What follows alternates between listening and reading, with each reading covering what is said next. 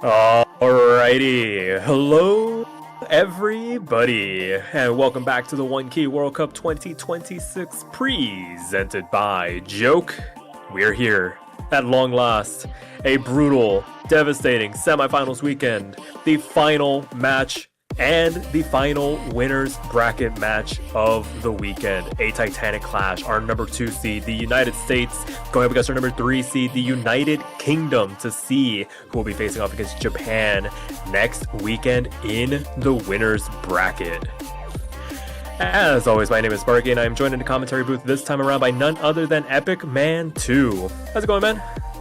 Hell yeah, this is looking to be a pretty good match. I'm honestly really excited to see how both these teams are going to be performing, because I know for a fact that United States and United Kingdom, pretty much polar opposite at this point, as we can see on the screen, are pretty much really good teams when it comes to this tournament alone, and they've basically established that for years on end. So, honestly, really interested to see how things will be going. I honestly feel like this match is going to be really close, especially since this is our second seed team against the first seeded. What are your thoughts on the match, Sparky? This is one of those that on paper feels too close to call. It really just depends, I feel, on where the United Kingdom is in terms of their overall scores, because I think the United States at this point is kind of a known commodity in terms of how good they have been and how good they can be. Really it's the question of, can the players for the United Kingdom rise up in terms of score proficiency and accuracy, which they're more than capable of doing it. But honestly, before this match started, this is one of those that either goes to tiebreaker or a 6-0 one way or the other. Like, it is so black and white depending on the players in the lobby.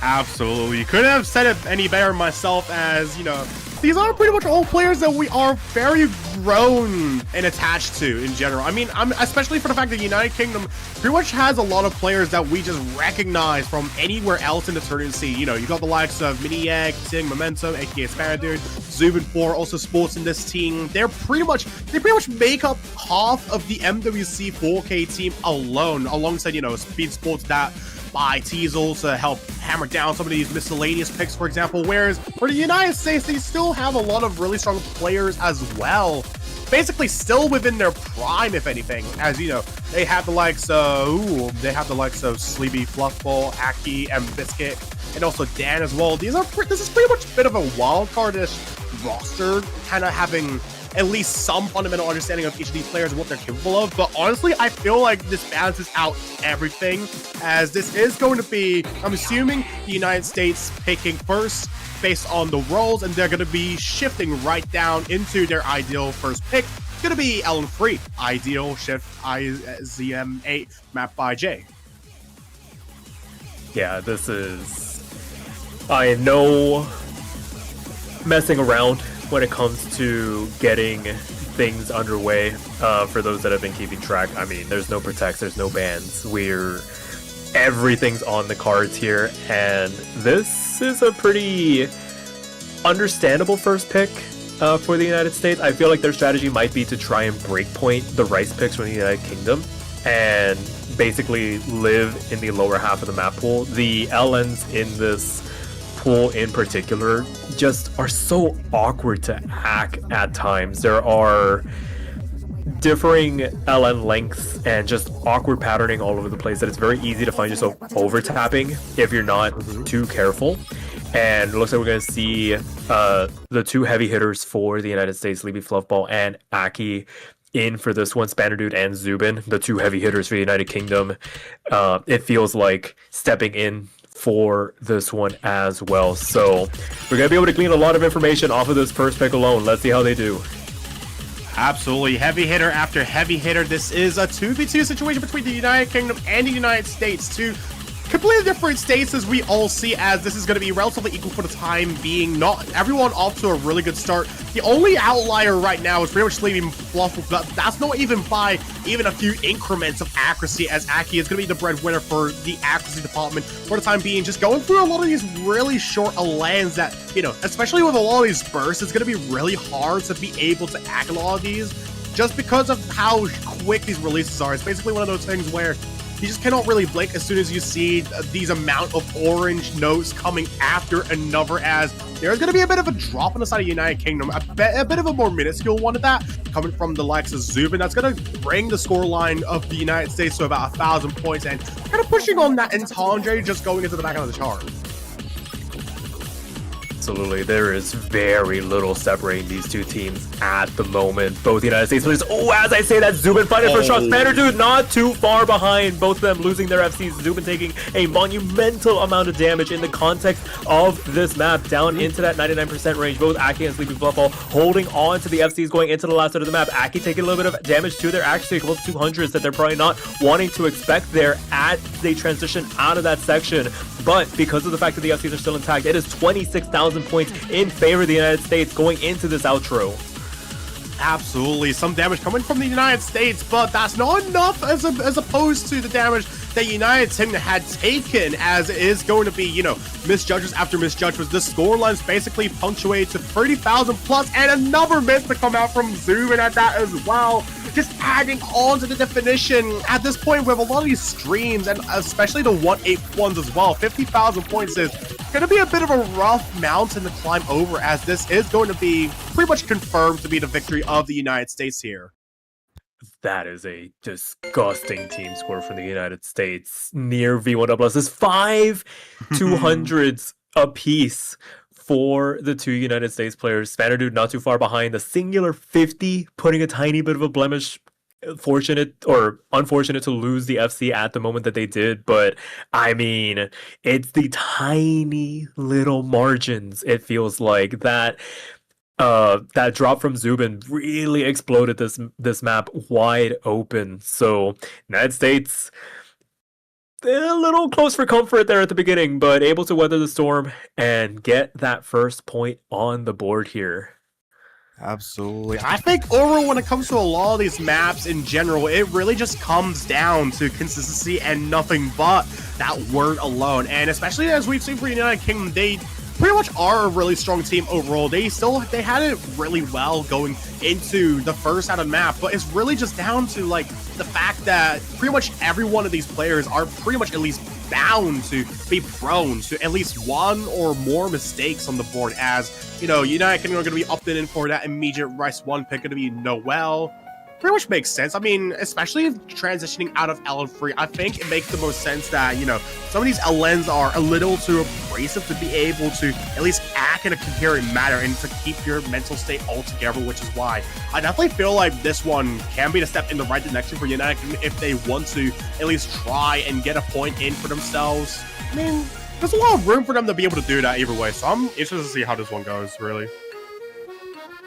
Yeah, absolutely. This is gonna be Rice 1. This is a throwback to Joke 2, and I mean, there are a couple trip-up points in this map, a couple of awkward bursts, but ultimately with the players that are in this lobby playing in this match, I imagine all of them have ridiculous scores on this. I expect a double-digit 300 count to be the minimum barrier to entry on this map. It's just a matter of if anybody finds a miss. Like, it is so nip and tuck on these Rice picks. I don't actually know who has better team accuracy and consistency, but this will be a good marker for where the rest of this match is going to go. Yeah, absolutely. I definitely feel like, you know, at least looking at these kinds of maps where, you know, especially going to semifinals of the 1K World Cup that only happens annually each year for, you know, as long as it's been around, these kinds of maps pretty much begin to feel like paid entry when it comes to the fact that a lot of these teams are practically equal somehow when it comes to the higher end difficulty of maps. And the fact that this is a trend that continues going into this tournament is genuinely one statement to be made, as, you know, there's these introductory bursts and somehow no one's really flinching on them. It's just really flickers that we get in the middle, some of these soft streams, some of these bursts in between, Zubin hitting them really well. So far, it's basically a 1v1 between Sparky and Aki to be able to be the front runners of their team for the time being.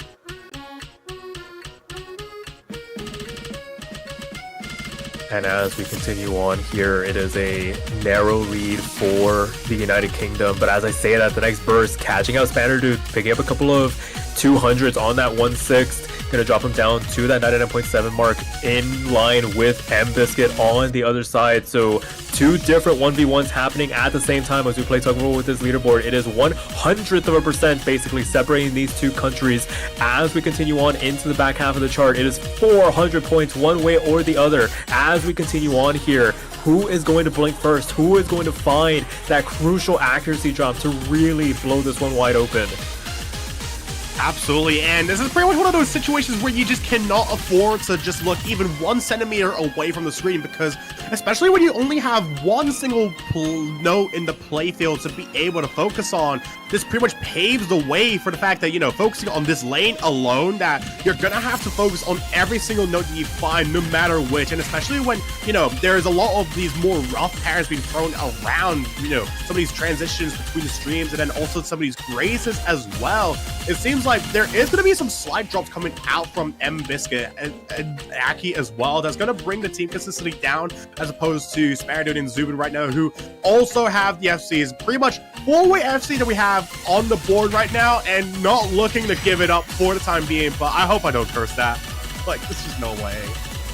No way. 2,000 points in favor of the United Kingdom. It is splitting hairs at the moment. Last couple of bursts rain down. The 200s coming through from the United States, not answered back by the United Kingdom. And it looks like with the last couple of notes coming through here, it will be the United Kingdom hanging on. 5,800 points the margin. Oh my goodness, those ratios are actually insane. Like I said, double-digit 300s on these rice picks is the minimum barrier to entry on it at this stage between these two countries. Yeah, the ratio difference between these two teams is definitely quite substantial, as Sparrow is going to be blowing the smoke off that gun for the time being. Gain only 33 perfects, even when it came down to the misjudgments. The amount that we see on the opposite side when it comes to the Americans is just far more greater, that unfortunately it does not really have as much of an effect. I mean, obviously this map was a lot closer than what we've seen of LN3, but overall this is a bit of a tough call for the British, as well as, you know, it's going to be the Americans' turn to pick next as they shift right into Esperanza, our Hybrid 2 pick for this round. Unsurprising, but I'm actually a little surprising. I thought that the United States would have gone for something a little bit more technically demanding, maybe something like Hybrid 3 potentially. Hybrid 4 also up for consideration. Out of all four of the hybrids, this one feels the most cut and dry in terms of overall patterning. There's not really much in terms of choke points. There's maybe 1 or 2 1/6 bursts towards the end, but if you can handle those two, the rest is basically just, can you read 1/4 streams with a couple of LNs throw in. So we'll have to see how it works out. I fancy the US's chances of getting another very high team score. Now we see Sleepy Floodball check back in, but the United Kingdom definitely well within catching distance in terms of performances. This one doesn't really offer as much difficulty in comparison to something like LN3 here.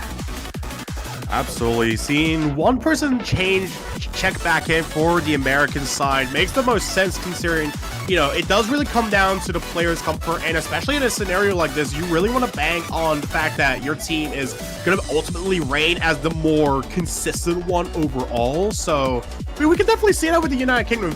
We've just taken in the fact that they've not even changed teammates even once going throughout this round, which definitely is a bit of a statement to make going into Hybrid 2, where, you know, this is the third pick in a row that both Ting and Zubin are playing. And, you know, with Aki trying to suit a gap between these two, at least being one of the stronger players, arguably, on the United States, it does kind of boil down to a lot of these competitions where, you know, it really just comes down to your opposite player to at least try and reciprocate what exactly you have in store. And we definitely saw that with LN3 earlier on, albeit this one is going to definitely be a bit of a different story if it does come down to, you know, the comfort of the British being at least somewhat better on some of these more abrasive pairs. I mean, we'll just have to see, I guess. Not really much information I can know out here. Yeah, this is going to come down to basically, once again, just splitting hairs when it comes to the accuracy. Again, with the song being as simple, I guess.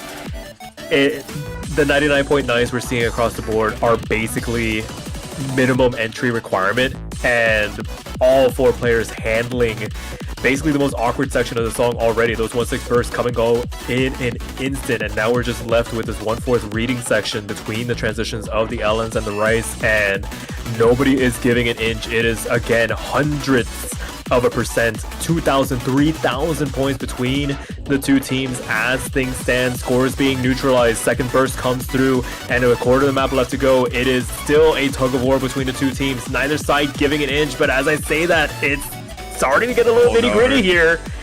Who is gonna hang on? There are no more tricks left up this map's sleeve. It's just raw execution, and right now, I think the average score is still gonna be way too close to call. Who hangs on? It's gonna be the United Kingdom. 722 points at the end of the day. A 4-way V1 double S.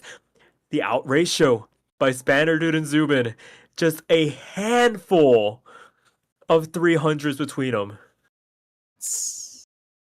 I was about to say I didn't even realize the length of this map until you kind of went on that episode right there. I mean, this is some insane performances that we're seeing all around the block. I mean, we were literally seeing the blood just bleed under the door going into the American side, but then unfortunately for them, it was just way too close ultimately between both these sides, as that's going to be a breakpoint coming from the British here. Damn. Yeah, that is an insane level of performance. I'm actually running the numbers here as to what the 300 count difference was. And based on the numbers, 12 300s determined that match. Literally just 12. Only 12? Yeah. What? 90 to 72, or 90 to 78 rather. That is how I wasn't kidding when I said this is basically splitting hairs between these two countries. They are so close to each other that, again, I have to call into question that Hybrid 2 pick. Like, with how simple that map is, you get into these accuracy battles and it's like, unless you're like 100% on your game, you can't bank on the other team missing or finding a 200 because they can't equal it. So we'll put a pin on it. I will put a pin on that pick if it comes back to bite the United States towards the end of it. But I mean, that being said, they are more than capable of getting that breakpoint back, and it looks like we're going to go for Rice 3. Okay, not a bad decision. I definitely feel like, at least looking at some of these picks right now, I kind of gathered that when it comes to either of these sides, I kind of am led to imagine that the United States is a lot more comfortable when it comes to these more abrasive technical maps, whereas the United Kingdom basically is able to compete very harshly when it comes to a lot of these simpler maps, as you would have alluded to, especially with the likes of Rice 1 and Hybrid 2, which they only just barely took as well. Rice 1 wasn't even that far of a score difference either, only being like, 5,000, 6,000 points in question. And going into Speed 1 in particular, I definitely would imagine that for this one being the Rice speed pick out of the two that we got on the board, I'll just have to see what the United States is going to make out of this, because, again, we have seen from the United Kingdom that they are probably one of the stronger Rice teams when it comes to this tournament. Not to discredit the Americans, of course, because they have been pulling absolute weights when it came to a lot of these maps alone. So this is a bit of an interesting move to make on the board, especially with this map clocking at 3 minutes. We'll just have to see how this team does, really. Let's see if they stack up to the task. For sure. Also, I need to I need to correct myself. I said Rice 3 off the cuff. It's actually going to be Speed 1. Like, full disclosure is like I always have the ref sheet pulled up next to me, and I just saw it get highlighted. I'm like, oh, perfect. I always just assume Bancho eats the messages in matches like this. So yeah, pardon the early Rice 3. But yes, it's fair enough though, honestly. I mean, Banjo is just like a kind of its own, so yeah, we love it and we deal with it every day. So Hell yeah. into this one, like you were saying, this is the more rice-oriented speed pick of the two. Definitely the much longer one of the two as well. It's basically just 1/4 bursts at 235 BPM, very cut and dry. Not a lot in terms of rhythmic complexity outside of these little galloping bursts.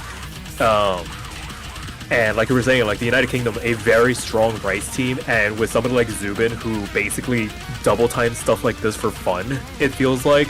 I mean, you have Aki on the other side that does the exact same thing, so this is basically two separate head-to-heads once again. Spannerdude and Sleepy Fluffball going at it on the top side, Aki and Zubin on the bottom side. The two veterans and the two newer faces, quote-unquote. They've been around basically the same amount of time, but in terms of relative experience, it's basically negligible as we make our way past the first third of the map, and it's basically 0 points between the two of them. Yeah, virtually tied once again. This was pretty much expected going into a map like this where, you know, if you are at least a little acquainted with the band Feet in Fairy, for example, like, you know, when it comes to this song, because it's literally by that band, it is, you would pretty much acknowledge the fact that a lot of their songs being, you know, within the death metal realm of music, that there's pretty much expected to be a lot of these really harsh blast beats that we get on the drums alone. And with the fact that somehow the United Kingdom is being able to eke out even the smallest bias of a lead possible is definitely going to shift things up a bit, because again, no one is even faltering when it comes to a lot of these parents. If anything, it's going to have to come down to the most minuscule ones, as Zubin going to bring up their actually back to 99.90%, as Aki is going to drop by 0.01%. It's always about the nuance that comes from this map, especially with the fact that there's literally just no breathing room available to really garner here. Basically nothing separating the two teams. They made it through the hardest section in the last quarter, where we have this guitar solo and these awkward 1-3-ish, I think, patterns. They transition back into 1/4, but if you're trying to do it midstream, it's very uncomfortable trying to speed up and slow down at certain times. But so far, just staying up to the task. And as we get into this outro, it's basically, can you keep it clean? Can you keep these Rainbow 300s raining down? And right now, it seems that the United Kingdom just has that tiny bit of an accuracy advantage. Not a lot of tricks left up this map's sleeve. As the last couple of notes begin to rain down, it is the last couple of LNs, and the United Kingdom once again hangs on. 1,020 points. Another V1 double S lobby. What are these players doing in this match? Bro, yet another royal flush back to back. How do we even keep getting this? Like, they're just too good. I know, they're all just too good. Oh my god, dude, bro. Sparrow and Zubin must have literally inherited the power of the mandem to be able to bring themselves to such a strong standard, at least facing against the American Titans, as we have, like, literally the bald eagles of the United States team, where, you know, you literally have Aki that's trying to at least be the front runner for that team, but the team consistency is just not able to provide their Zubin. If anything, that's going to be a bit of a tricky situation for them, as, you know, this is going to be their pick to make next. And, you know, there's been a bunch of these consistency-oriented picks we've seen already, especially, you know, it doesn't really matter how short or long these picks are, as long as, you know, it's pretty much just mostly down to the Rice alone. So I feel, oh, they're going SV. Yeah, nice one. I've been eyeing this pick since the start of this match. Which of these two teams is going to go for this pick in particular? I basically assume the United States, as they would put a lot of time into this particular pick. It was just a question of if the United Kingdom would actually do it. And I mean, they got Teasel. Teasel is a very good SV player, willing to learn him at the very least. So I imagine it'll be Teasel and Mini Egg for this one. And it'll be interesting to see who comes in for the United States. Aki, of course, they play literally everything under the sun. This is perfectly fine for them. Spanner Dude checking back in. So We'll have to see. This is a very, very hard chart to be consistent on. We've only had a handful of S ranks on this map so far, and I don't know. This is the most wild card pick in this pool. Everybody could be bluffing with regards to how much they've practiced this, because those scores have varied so wildly this weekend. Yeah, like, I would especially imagine the United Kingdom of all other teams would pretty much at least try to put on a bit of a poker face when it comes to these SV maps, because I know for a fact that, you know, Team Momentum and Mini Egg are quite literally half of Mount Rushmore when it comes to the SVs in the United Kingdom alone. So, you know, we're gonna see them at least pull their work with a map like this, which is quite literally the biggest gamble that the Americans could be taking.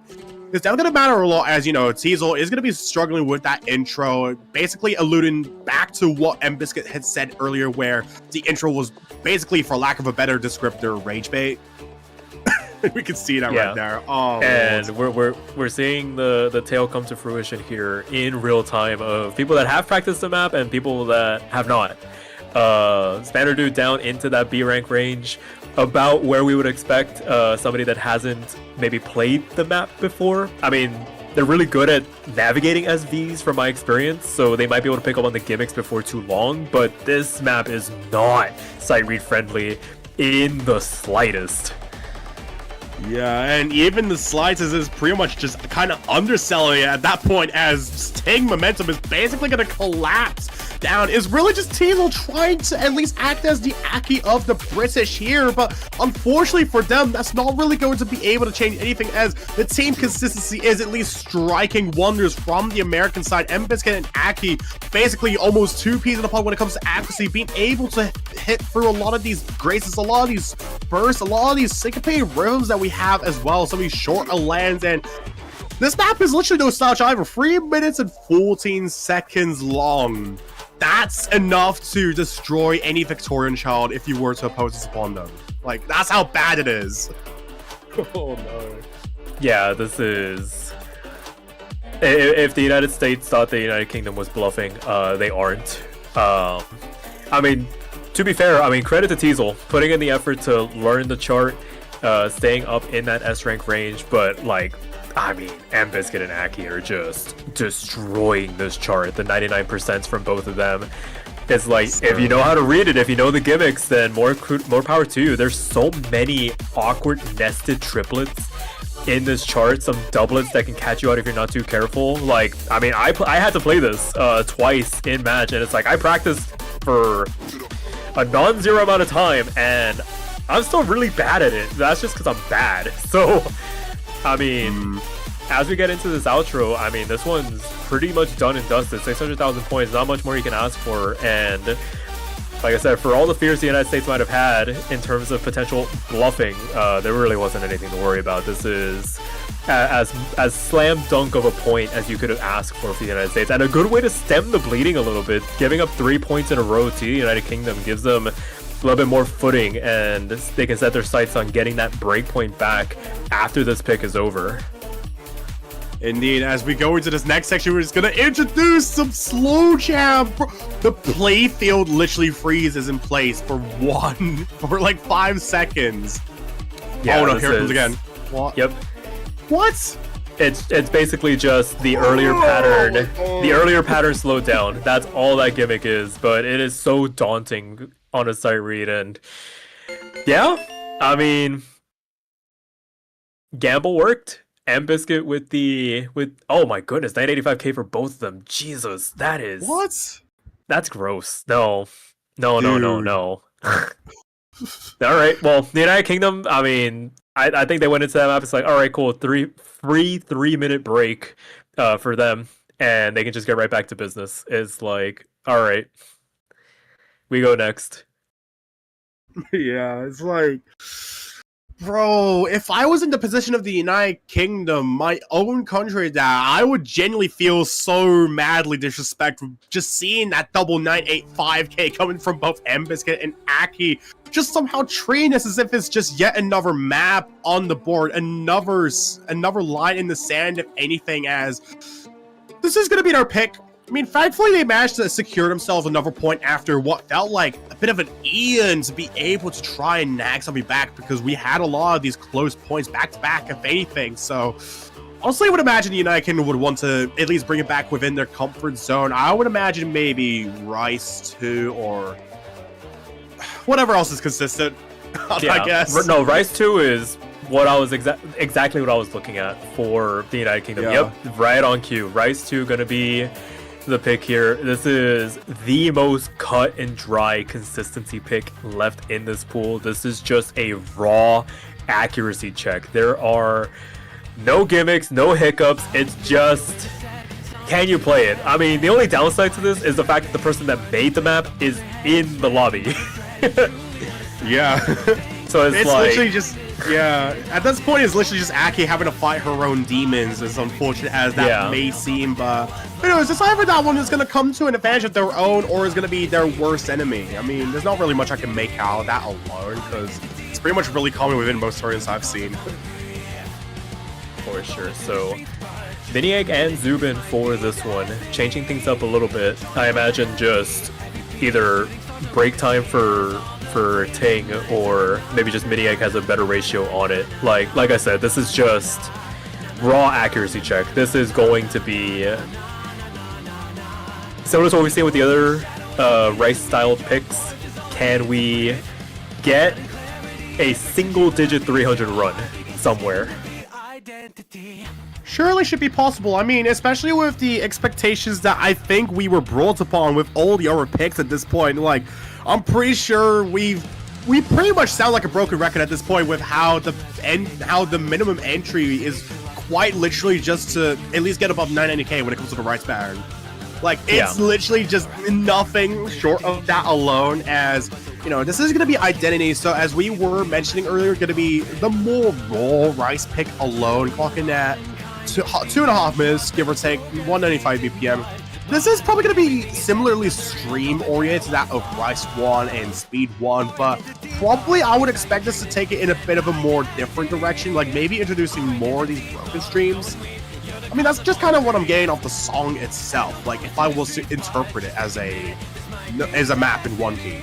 Yeah, I mean, that's basically the right read on it. Like, it's very drum heavy, so if you hear the fills, you'll see it reflected pretty one-to-one. It's just the varying lengths of those streams in particular. I don't think this song, at least this arrangement of it, has any big like 1/6 bursts, 1/8 bursts at all. So yeah, what you see is what you get on this one. And what we have seen is Sleepy Fluffball Zubin. Oh god, there's some interesting misses. We'll have to wait to see if it's Bancho. We've seen catch-ups before, but as things stand, the United Kingdom going to be nursing a bit of a lead through this introduction. Miniegg with the 99.9, Aki with the 100, just raw 100 through the intro. I mean, this is quite literally her own map, so of course she needs to flex on them kids, as unfortunately it's going to be a pretty much quote-unquote miss at that, as they drop down to 99.97%, going off some of these more broken streams once again. I mean, that was a really explosive intro that we saw from both sides, and despite it all, it seems like Sleepy got the worst end of the stick at that, which is going to provide the United Kingdom with that 20k lead for the time being. And this isn't really a long map by all means either. It's pretty much the midway point to being the length of at least close to Speed 1, but it's a lot longer than what we have seen of Hybrid 2. So at this point, it's going to really be a lot more consequential if it does come down to a miss coming out from either side, especially now that we have Minia coming in for this one. So basically going to replace that Ting for maybe just this map, as you know, we're only going to the back end of the chart, but there's still a lot more meat that the map has to cook on its way up.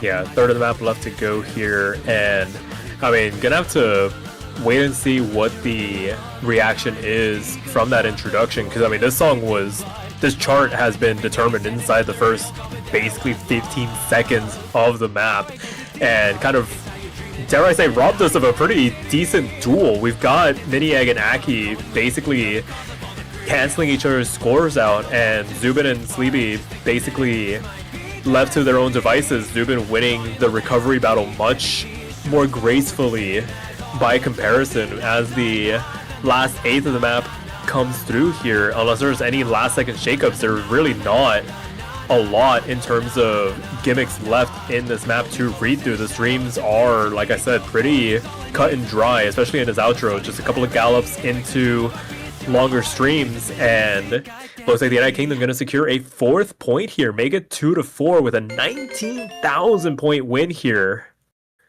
Damn, that is quite a dominant score if I've seen They one. tied. I mean, what? Minieg and Ake tied 37-300. Dude, it's really just, bro, oh my god. I'm about to say it again. Oh my god, do I really need to repeat myself? It's literally down to team consistency, as Zubin was literally only 5 perfects away from matching Minieg's ratio. But it's just the difference of the misjudgments that set the two apart. But it was ultimately Sleevey that had the worst end of the stick, like I had to mention. Like, how does this happen? Like, these teams are just like out of their minds. How is it that somehow Aki, who literally should have the plot armor on this map, is literally equated to by Minieg, just being able to close things out in terms of score? Like, it's just, that's insane. Like, I can't even describe it even worse than that. It's insane. Yeah, it's right on the money. Very hard to describe the performances we're seeing right now. And if I'm the United States, it's like, thankfully, that's the easiest Rice map done. Leaving Rice 3 for the United Kingdom to pick, that's like basically everything, every map that the United Kingdom goes into, there's always a chance of the United States being able to steal it based on accuracy alone. And because of the fact there's only one left, it's like, kind of makes it easier to assume what it's going to be. For the United States, I was going to say Hybrid 3, but no, it's going to be LN1. And this map is, oh man, it's pretty long in the grand scheme of things in comparison to the rest of the pool. There are so many trip-up points. Every single little extra noise in this chart comes with a doublet or a triplet that when you chain them together, if you start any of them off on the wrong foot, you are just spiking that entire section, it feels like. Pretty much. I mean, again, I definitely think that this pick on paper makes the most sense, considering for the fact that, you know, this is on the longer side of the LN category, and especially for the United States, I would imagine that they really had the best of luck when it came to LN3 alone, so makes the most sense. Better late than never to bring out the likes of LN1, if anything, where it is at least technical. And it's pretty much just Diet SV, where it's like, you have a very similar song akin to that alone, but it's a lot more technical at that, with how it addresses a lot of these patterns. I mean, this was originally seen in Jay's 1K event back in this 2025 iteration. So cool to see a bit of a callback to that one, as well as, you know, Cheat Codes, VIP. Seems like we're going to be seeing really similar lineup between these two teams, as we will be awaiting the final players to sport to have the British. I wouldn't be particularly surprised if it is going to be Ting, because, wow, he's the LN player. Like, surely you need to bring him in, right? Absolutely, right on cue. I would have been very surprised if they didn't play an LN chart in this tournament. They have basically exploded onto the scene here when it comes to their LN performances. So let's wait and see how it goes. There are basically, like I said, a lot of choke points littered throughout this map, and this is probably going to be our first break away from an ACK test and more of a can you avoid the choke test. Meow. I was waiting to see if one of us was gonna brave it. Thank you for taking that bullet. I was about to say the same thing as well. Like, I knew from the IRC chat that I knew that Aki was trying to get a rise out of me, but I literally need to feed into the act because I'm literally just a claws clown at that point. As much as we are going through the intro to the map, gonna be going off to a bit of a straightforward start. You have a lot of these triplets that pretty much evolve into a lot of these really dense streams alone, and pretty much from what we can gather here, there's literally zero advantage to be seen.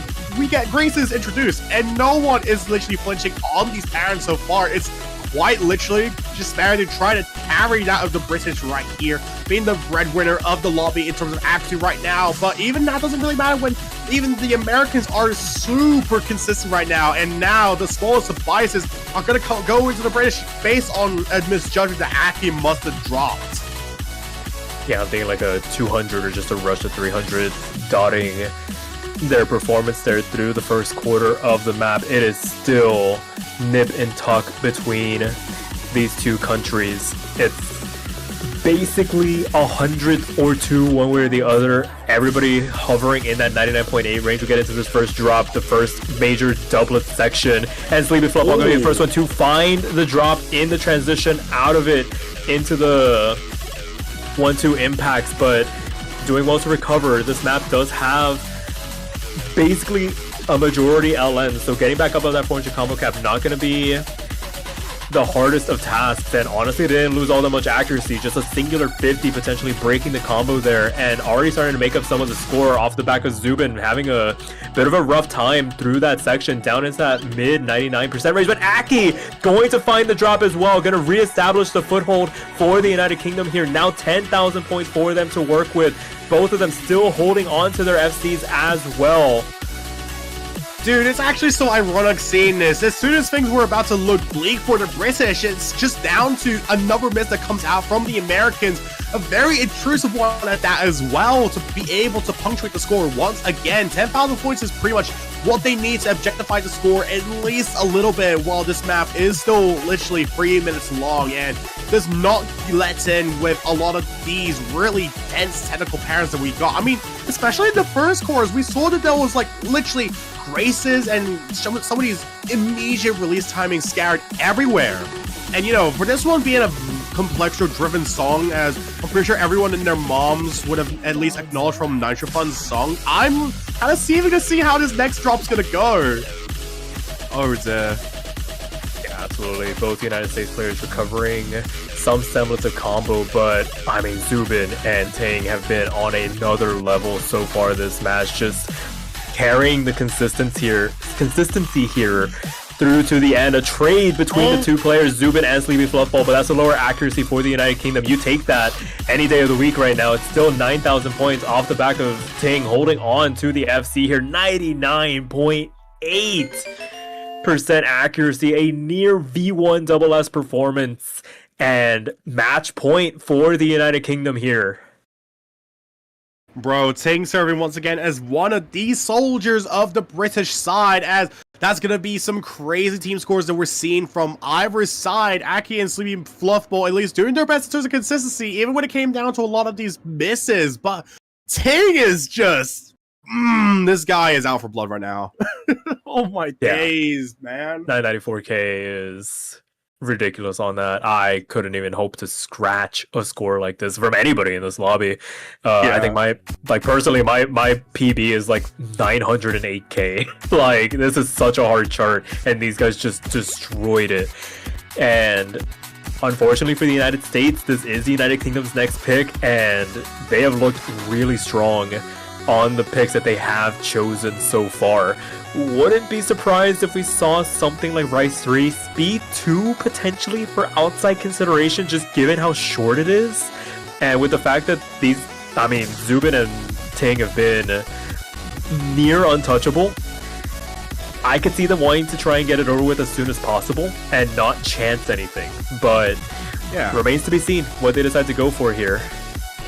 I mean, especially for the United Kingdom, they pretty much scale really well when it comes to a lot of these harder maps. I mean, I'm not exactly sure what actually happened on LM3, but it's like, whenever a map is like literally balls hard, the United Kingdom is pretty much just expected to kick it right out the park. I mean, that's literally why Manchester literally won the Premier League earlier on, and we literally see that same spirit literally being bled into this match alone, as Hybrid 4 will get the pick. It's going to be first adventure coming from the British to see whether they can secure their chances of making it into the winner's bracket in finals against the Japanese and just seal the deal for the United States, just knocking them down in the loser's bracket. This is going to be a bit of an important pick for the Americans now, coming to this point in the match.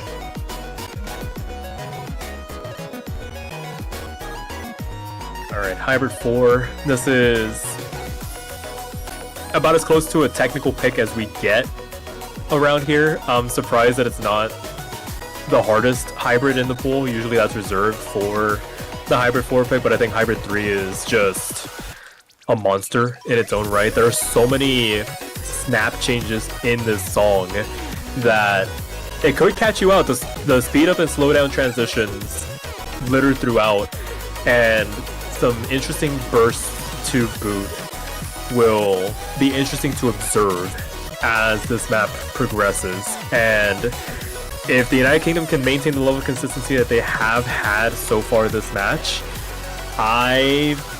it'll have to come down to a double FC performance for the United States, and even then might not be safe. It has to be immaculate accuracy. Exactly. I mean, especially for the United Kingdom, this isn't their first adventure when it comes to these kinds of maps. I mean, Zubin quite literally won Sparks' 2-key event like a while ago, so I would imagine that the United Kingdom would want to try and close things as soon as possible because of the fact that they know for a fact that the United States are just as strong, able to hold their ground just as much as they are. Because we've seen so many picks that quite literally were under 5,000 points of a victory. So this is the kind of thing that the United States is going to have to work on, because again, they pretty much would have expected to do their homework just going in between the intervals that we had between each map, where they're going to kind of have to figure out how exactly they can tackle the likes of Zubin and Sparky, who's pretty much played nearly every map on the board, at least, you know, for different combinations, just mix and match in here and there whenever they could afford it.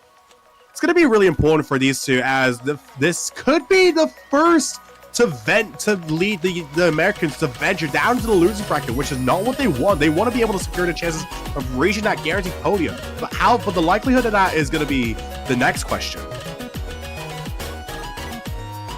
Yeah, let's see how this one goes right now. Once again, I was about to say nothing separated two teams, but Sleepy Football going to find the drop and the disconnect. What? I think it's inside 30 seconds here, so yeah, it is. Not sure about what we're going to do here. Oh man, the fact that the intro is so jam-packed, yeah, I think we're going to abort it. Yeah. Inside the 30 seconds, you get the mulligan here, so caught it soon enough to get it out. So gonna run this one back. We don't want, I mean, personally, I wouldn't want a hardware issue determining this one. With the way these two teams have played, it'd be a shame. Yeah. So it would pretty much just, oh sorry. No, I was going to say no worries here, so whatever you're going to say, go for it. Oh, I was about to say that, like, if it did come down to a hardware issue, just determining. No, you got it. Okay, thank you. It's been a long day, man. It's been a long day. Bro, it genuinely has. I was trying so hard to get back into mapping, but I couldn't, and yeah. I think it would have been really unfortunate if that hardware issue did determine the outcome of this match alone, because again, the United States have literally been shown time and time again that as the second-seeded team of this tournament, that they are a force to be reckoned with. But with one team, just one seed below them, looking to try and take matters into their own hands, literally whip them with the baton, that's literally just going to be something that they need to work on.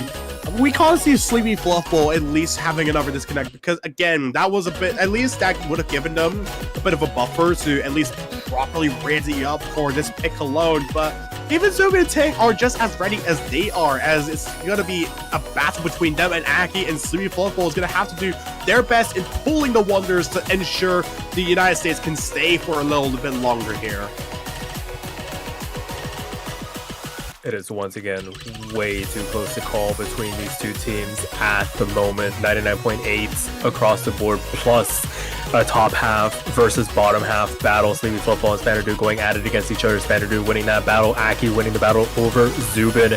And it is so nip and tuck. It is hundreds of a percent once again, inside of 1,000 points, leaning one way or the other as Bancho tries to keep track of what the score lines are at the moment. No major accuracy drops to speak of. going out of the first third of the map. Still all to play for. The United Kingdom trying to end this first time of asking. The United States trying to get one of these 2 breakpoints back on the board to keep their winner's bracket run alive. Can they hang on here? It is still way too close to call. Yeah, precisely, and the fact that this map isn't even that long either, 2.5 minutes of length, we just see the Dr. Mario Pill at that very bottom. All we see is margins of under 1,000 score that separates the two. When it comes to each one of these streams, each yellow 300 just brings it back to the opposite side before it's swung back right to the other. There's literally no stable position that we've seen his lead be in Lord knows how long, only a minute or so, and we're literally just going into the tail end of the map. We see some side, we have...